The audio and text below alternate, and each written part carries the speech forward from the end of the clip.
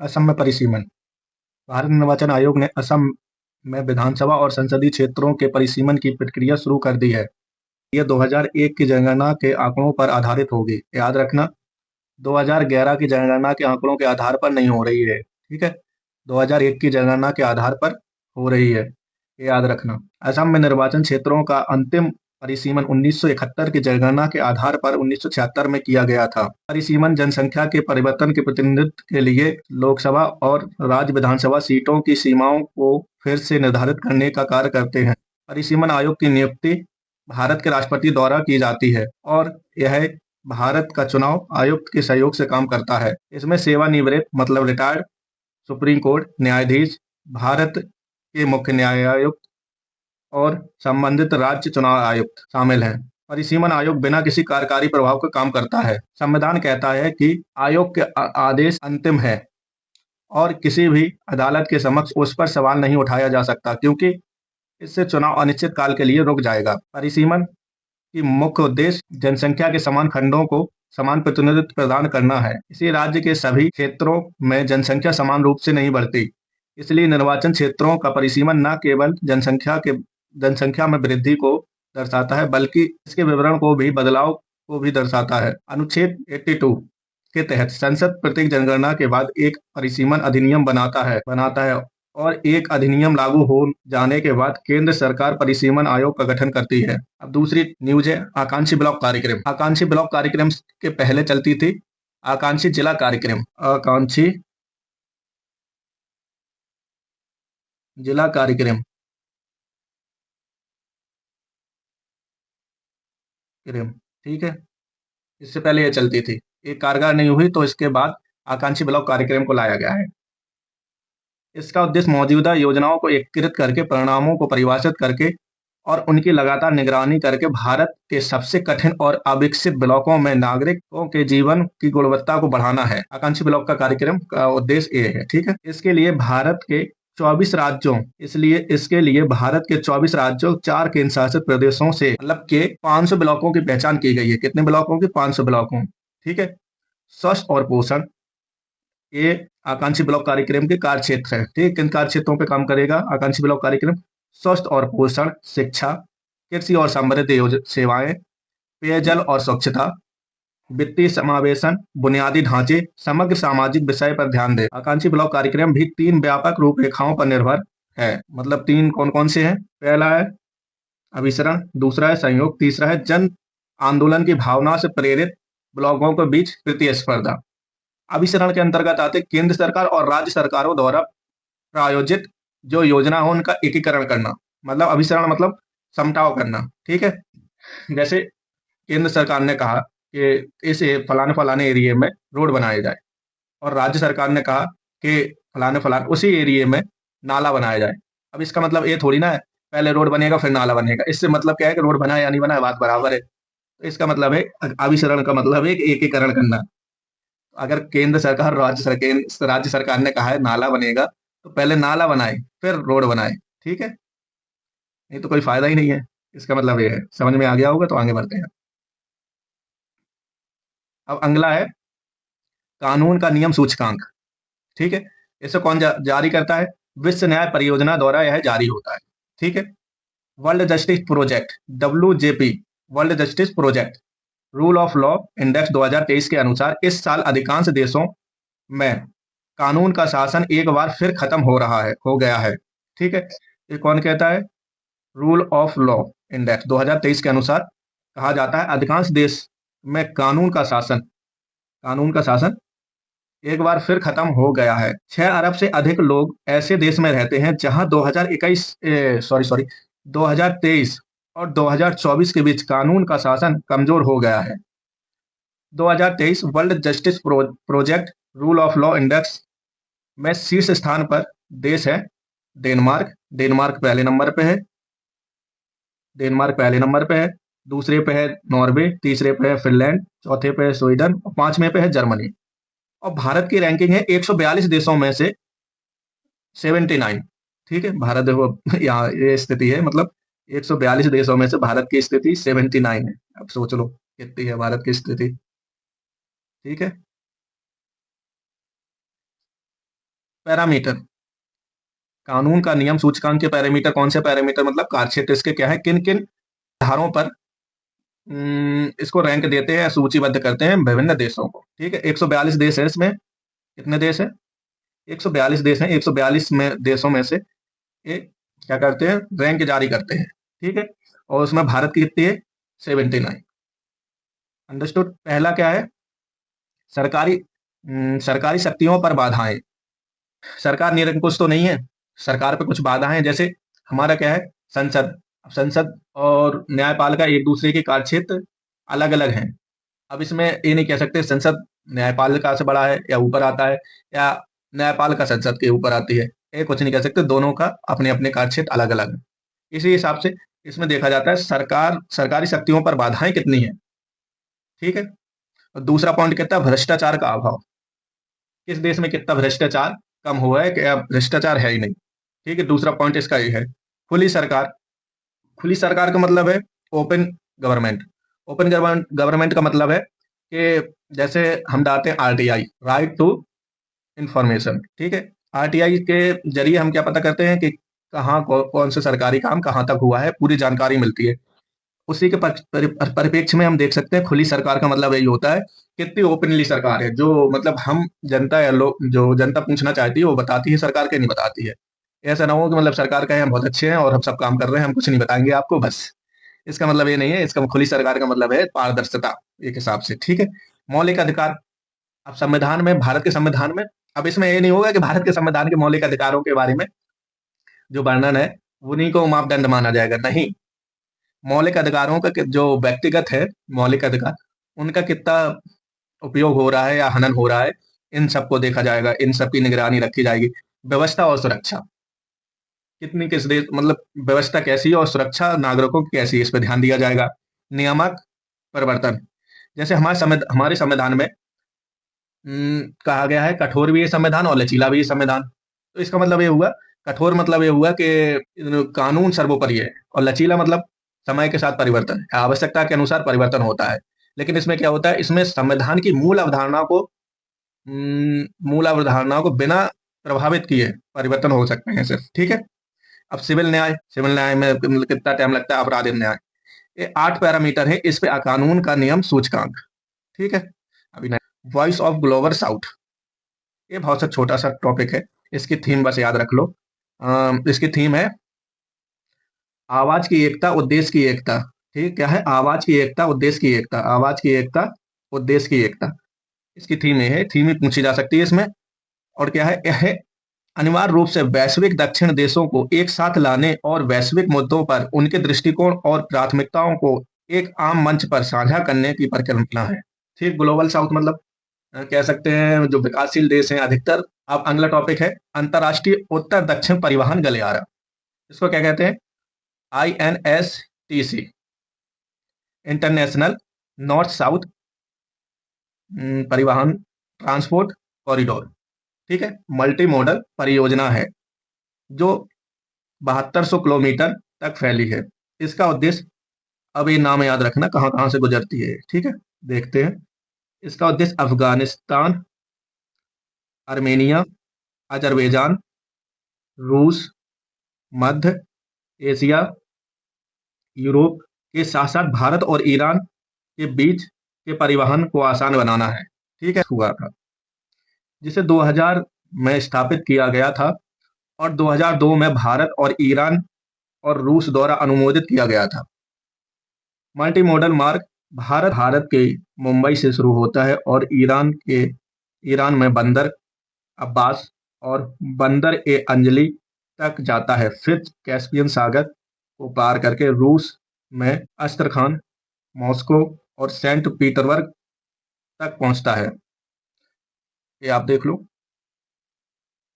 इसको मैप को अच्छे से दिखा देते हैं। एक मिनट, जूम क्यों नहीं हो रहा है? अब हो गया। ओके, अब ठीक है। ये देखो पीली लाइन गई है, ये गई है। मैं लाल से बना देता हूँ, ये गई है, ये है। ठीक है, अब इसे हटाना पड़ेगा। ये गई है, देखो इधर। ठीक है, अब अगला टॉपिक है महत्वपूर्ण और उभरती प्रौद्योगिकी पर पहल। ICET critical and emerging technology पर पहल। ICET भारत और संयुक्त राष्ट्र अमेरिका के बीच सहयोग के लिए रूपरेखा। अब इसमें याद रखने वाली चीज है, ये किस किस के बीच है? भारत और संयुक्त राष्ट्र अमेरिका के बीच सहयोग के लिए एक रूपरेखा है। इसे आधिकारिक तौर पर जनवरी 2023 में लॉन्च किया गया था। ये जनवरी 2023 का करंट है, ठीक है। हम इस सीरीज में करेंगे जनवरी टू मार्च 2024 तक, ठीक है। अभी चल रहा है हमारा जनवरी 2023 का करंट, जो 2024 में विभिन्न प्रकार की प्रतियोगी परीक्षाएं होंगी उनके लिए महत्वपूर्ण है और चुनिंदा टॉपिक है, ठीक है। अब कहाँ थे? यह कृत्रिम क्या महत्वपूर्ण और उभरती प्रौद्योगिकियों पर पहल, ठीक है। यह कृत्रिम बुद्धिमत्ता, अब इसको भी दिखा देते हैं। देखो इसमें ये लिखे हैं कौन कौन से चीजों पे करेगा ये काम। सॉरी, ये देखो इसका एरिया क्या क्या है। इसका एरिया है AI, quantum computing, semiconductor, wireless technology, ठीक है। कृत्रिम बुद्धिमत्ता, क्वांटम कंप्यूटिंग, सेमीकंडक्टर, वायरलेस, दूरभाष और अंतरिक्ष सहित प्रौद्योगिकियों के विकास क्षेत्रों में सहयोग पर केंद्रित है। ICET का उद्देश्य गैर सरकारी हितकारी कारकों के बीच सरकार से सरकारी बातचीत और जुड़ाव को अधिक बढ़ावा देना है। यह आपूर्ति श्रृंखला बनाने और वस्तुओं के सह उत्पादन और सह विकास का समर्थन करने के लिए नई दिल्ली और वाशिंगटन DC को विश्वसनीय प्रौद्योगिकी भागीदारी के रूप में स्थापित करना चाहता है। सबसे बड़ी महिला पलटन संयुक्त राष्ट्र शांति सेना में पहुंची, ठीक है। अब इसमें याद रखने वाली चीज क्या है, ये तो आपसे पूछेगा नहीं। शांति सेना में भारत की महिलाओं में सबसे बड़ी पलटन भेजी या नहीं भेजी, ये तो बहुत नॉर्मल सी चीज है। इसमें पूछेंगे भारत भारत में सूडान के अर्मेनियाई क्षेत्र में, याद रखना अर्मेनियाई क्षेत्र कहाँ है? सूडान में। सूडान के अर्मेनियाई क्षेत्र में महिला शांति सैनिकों की एक टुकड़ी तैनात की। यह संयुक्त राष्ट्र मिशन में महिला शांति सैनिकों की भारत की सबसे बड़ी एकल इकाई है। 2007 में भारत संयुक्त राष्ट्र शांति मिशन में पूर्ण महिला दल तैनात करने वाला पहला देश बन गया। कौन बन गया? भारत, ठीक है।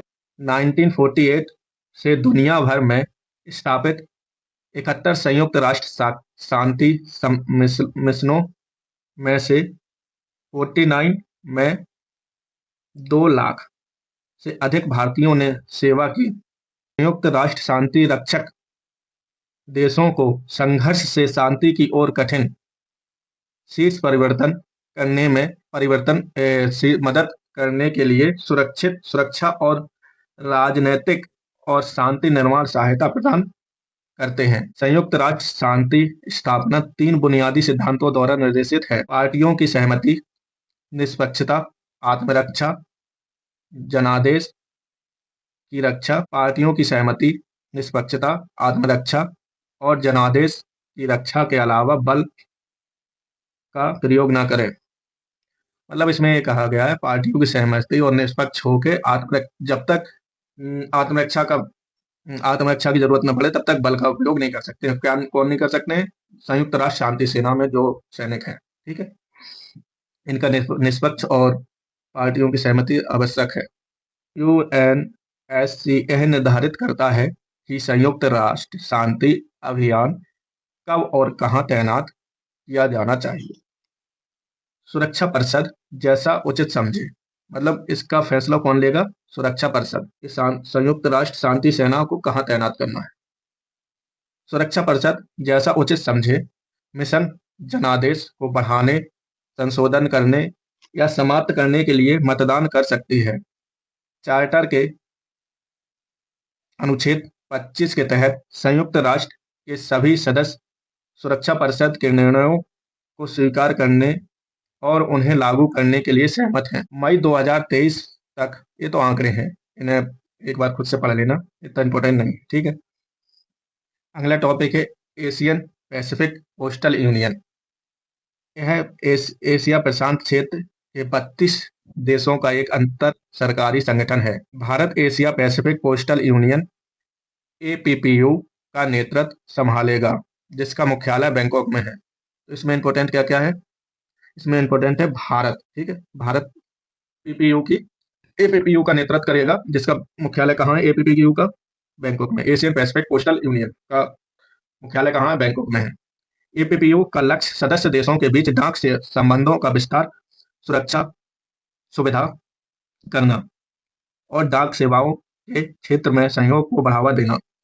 एपीपीयू इस क्षेत्र में यूनिवर्सल पोस्टल यूनियन एपीयू का एकमात्र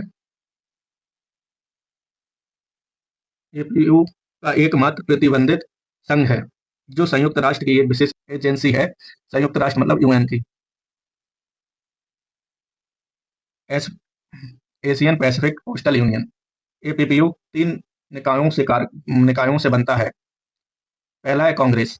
यह संघ का सर्वोच्च अंग है और यूपीयू कांग्रेस के 2 साल बाद इसकी बैठक होती है। इसमें याद रखने वाली चीज क्या है? इसकी बैठक कितने साल में होती है? 2 साल में होती है, ठीक है। ये पूछा जा सकता है। कार्यकारी परिषद, इसमें सभी सदस्य शामिल होते हैं और संघ के काम को सुनिश्चित करने के लिए हर साल बैठक होती है। इसकी हर साल बैठक होती है। एपीपीयू ब्यूरो एक सदस्य के लिए संपर्क, सूचना, पूछताछ और प्रशिक्षण के लिए एक निकाय के रूप में कार्य करता है। अब आ गया है इकोनॉमिक्स से रिलेटेड नई भुगतान विधियां। यूपीआई लाइट, 1 2 3 पे और अन। अब यूपीआई क्या है? यूपीआई का शाब्दिक अर्थ है यूनिफाइड पेमेंट इंटरफेस। एक स्मार्टफोन एप्लीकेशन को संदर्भित करता है जो उपयोगकर्ताओं को बैंक खाते के बीच धन हस्तांतरण करने में सक्षम बनाता है। यह भारतीय राष्ट्रीय भुगतान निगम द्वारा बनाई गई एक मोबाइल प्रणाली है। किसके द्वारा बनाई गई है? भारतीय राष्ट्रीय भुगतान भारतीय राष्ट्रीय भुगतान निगम द्वारा बनाई गई एक मोबाइल भुगतान प्रणाली है।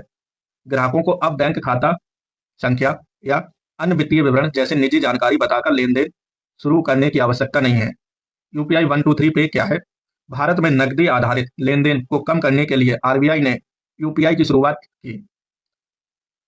आबादी के एक बड़े प्रतिशत के लिए जिनके पास स्मार्टफोन की कमी थी, यूपीआई उपलब्ध था। आरबीआई ने इस समस्या को हल करने के लिए यूपीआई 1 2 3 पे की शुरुआत की। ग्राहक यूपीआई 1 2 3 में क्या नहीं कर सकते हैं? ग्राहक स्कैन और भुगतान को छोड़कर, मतलब जैसे हम अभी स्मार्टफोन में स्कैन करते हैं एक QR code, sorry QR code ही बोलते हैं। जैसे हम स्कैन करते हैं क्यूआर कोड और सीधा बैंक का नेम आ जाता है। इससे कॉन्टैक्ट मतलब इससे पर्सनल डिटेल नहीं होती, सीधे क्यूआर कोड स्कैन करो और पे करो, ठीक है। ये सुविधा इसमें यूपीआई 1 2 3 में नहीं होगी। ग्राहक स्कैन और भुगतान को छोड़कर यूपीआई 1 2 3 पे का उपयोग करके लगभग सभी लेन देन के लिए अपने फीचर फोन का उपयोग कर सकेंगे। अब नई भुगतान यूपीआई 1 2 3 का अन्य भाग देखते हैं।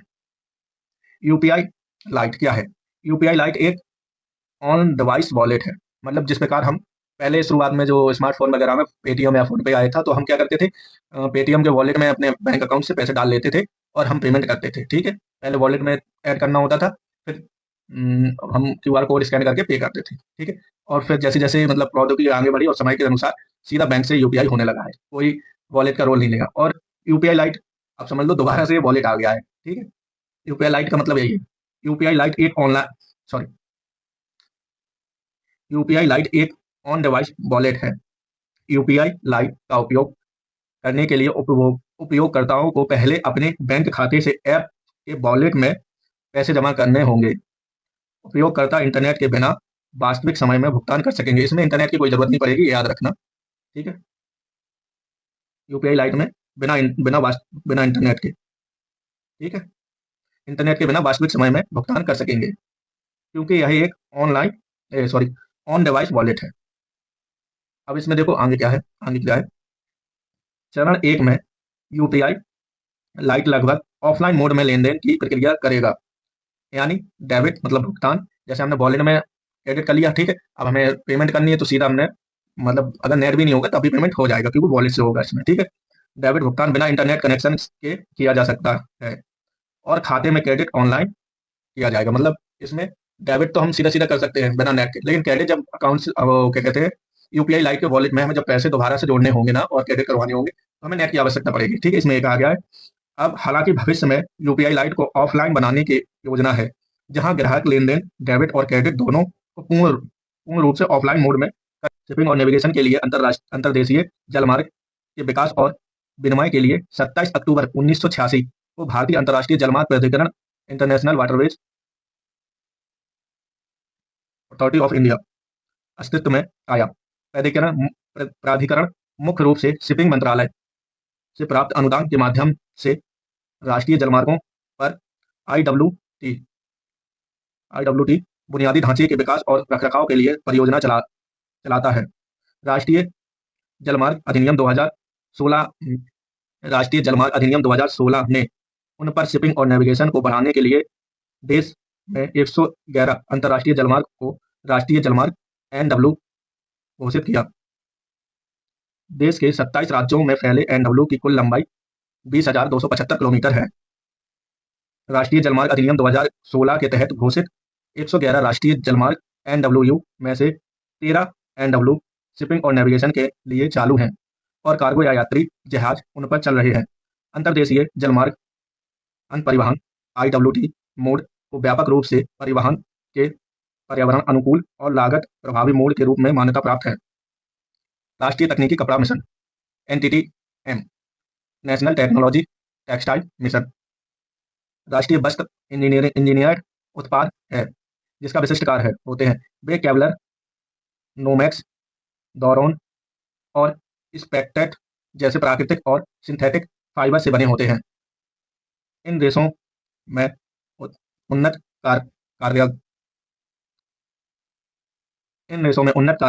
कार्यात्मक गुण हैं जैसे बेहतर थर्मल प्रतिरोध, उत्कृष्ट इंसुलेशन और उच्च दृढ़ता। तकनीकी वस्त्रों को निम्नलिखित गुणों के लिए अनुकूलित किया गया है: मजबूती, स्थायित्व, रासायनिक प्रतिरोध, ज्वाला प्रतिरोध, नमी प्रबंधन। राष्ट्रीय तकनीकी कपड़ा मिशन कपड़ा मंत्रालय ने क्षेत्र के असाधारण विकास दर को लाभ उठाते हुए भारत में तकनीकी वस्त्र के प्रवेश स्तर को बढ़ाने के लिए एनटीटीएम लॉन्च किया है। मिशन का उद्देश्य भारत की तकनीकी वस्त्र क्षेत्र में वैश्विक नेता के रूप में स्थापित करना। मिशन में निम्नलिखित 4 घटकों शामिल होंगे: अनुसंधान, नवाचार, विकास संवर्धन, बाजार विकास, निर्यात प्रोत्साहन, शिक्षा प्रशिक्षण, कौशल विकास। कार्यान्वयन इसे वित्त वर्ष 2020-21 से शुरू होकर वित्त वर्ष 2026-27 तक 6 वर्षों तक कार्यान्वयन अवधि के साथ अनुमोदित किया